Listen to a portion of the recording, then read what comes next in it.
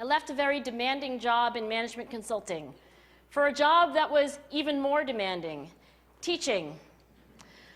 I went to teach 7th graders math in the New York City public schools.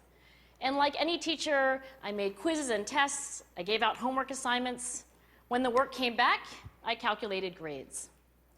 What struck me was that IQ was not the only difference between my best and my worst students.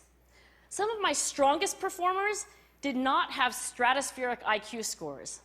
Some of my smartest kids weren't doing so well. And that got me thinking. The kinds of things you need to learn in 7th grade math, sure, they're hard. Ratios, decimals, the area of a parallelogram.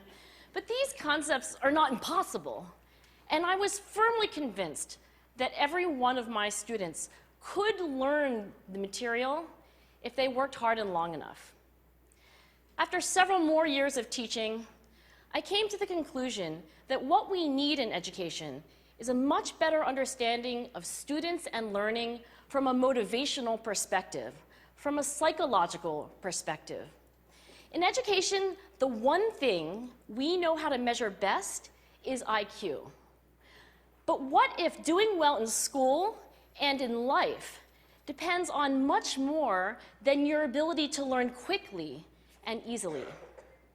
So I left the classroom and I went to graduate school to become a psychologist. I started studying kids and adults in all kinds of super challenging settings. And in every study, my question was, who is successful here and why? My research team and I went to West Point Military Academy. We tried to predict which cadets would stay in military training and which would drop out.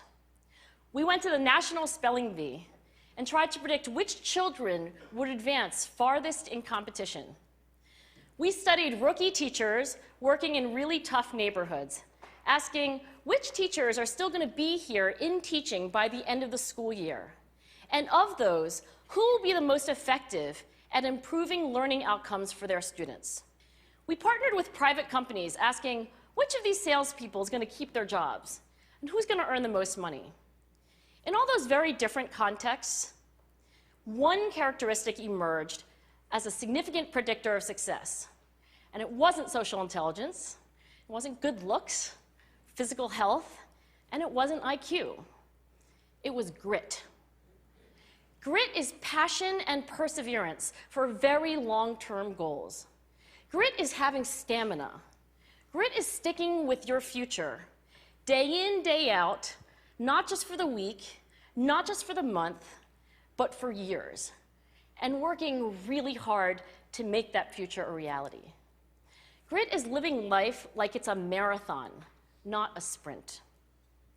A few years ago, I started studying grit in the Chicago public schools. I asked thousands of high school juniors to take grit questionnaires, and then waited around more than a year to see who would graduate. Turns out that grittier kids were significantly more likely to graduate, even when I matched them on every characteristic I could measure, things like family income, standardized achievement test scores, even how safe kids felt when they were at school. So it's not just at West Point or the National Spelling Bee that grit matters, it's also in school, especially for kids at risk for dropping out. To me, the most shocking thing about grit is how little we know, how little science knows about building it. Every day, parents and teachers ask me, how do I build grit in kids? What do I do to teach kids a solid work ethic? How do I keep them motivated for the long run? The honest answer is, I don't know. What I do know is that talent doesn't make you gritty. Our data show very clearly that there are many talented individuals who simply do not follow through on their commitments. In fact, in our data, grit is usually unrelated or even inversely related to measures of talent. So far, the best idea I've heard about building grit in kids is something called growth mindset. This is an idea developed at Stanford University by Carol Dweck, and it is the belief that the ability to learn is not fixed, that it can change with your effort. Dr. Dweck has shown that when kids read and learn about the brain and how it changes and grows in response to challenge, they're much more likely to persevere when they fail because they don't believe that failure is a permanent condition. So growth mindset is a great idea for building grit, but we need more. And that's where I'm going to end my remarks, because that's where we are. That's the work that stands before us. We need to take our best ideas, our strongest intuitions, and we need to test them. We need to measure whether we've been successful, and we have to be willing to fail, to be wrong.